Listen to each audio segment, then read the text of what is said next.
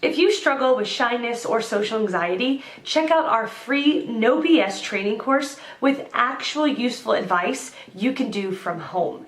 None of that just get out there nonsense. The link is in the description below. For now, let's get to today's question. The question, how can I overcome social anxiety as an introvert? Answer by Mahimachuk. I just answered a couple of questions on introversion, but this redundant shit keep popping in my Quora feed, so I choose to answer this. Social anxiety is not equal to introversion. Did you ask? How can I solve Rubik's Cube being a dancer? That's what these questions sound like. I am an extrovert and I used to suffer from social anxiety. Mahimachuk's answer to what would you tell a person who is not an introvert but finds it difficult to socialize? Being introvert means you enjoy solo time. Social anxiety means your fears and insecurities doesn't let you interact with people, period. Answer by John Kyle. Find your path. Apply to join Elephant Academy's winter session now for early bird discount. Learn social media, writing, blogging and journalism tips from Mindful Stars. Click for details. Good place to learn. Social Academy, over shyness. Find your path. Apply to join Elephant Academy's winter session now for early bird discount. Learn social media, writing, blogging and journalism tips from Mindful Stars.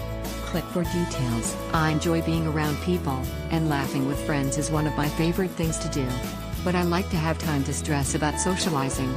I feel that I need to socialize on my own terms, during times when I'm emotionally available. I prefer advanced notice to schedule my anxiety about putting myself out there for others to judge. I'm not sure why I think others will judge me for being me. That must be my introverted side coming out. First of all, why was she calling? We had only just met through our husbands. We had bonded over our love of traveling, but is that enough of a reason to be talking on the phone? I didn't answer out of fear that she would want to hang out with not enough notice for my comfort zone. I had just got home from work and this would interrupt my relaxation after work routine. I had a list of excuses for why I shouldn't answer the phone. My comfort zone was shrinking as I thought of all the possibilities for her call. She left a voicemail inviting herself to my home to visit. She was in the neighborhood and wanted to stop by after she picked up her son. Then she Facebook messaged me, worried that she had the wrong number. This was more tolerable for me. I could edit myself through text. As I messaged her back, I wanted to give her an excuse. Should I go stand in the bathtub and reply, sorry, I'm in the tub? That didn't feel honest. So I went internal and told myself that visiting with her in my home wouldn't be the end of my world. Even though my house wasn't spotless, it was clean enough. I had to address my fear of last-minute plans and let go of the potential judgment she may about my house. My home. My personal sanctuary that not many get to enter. Should I just ignore her invitation?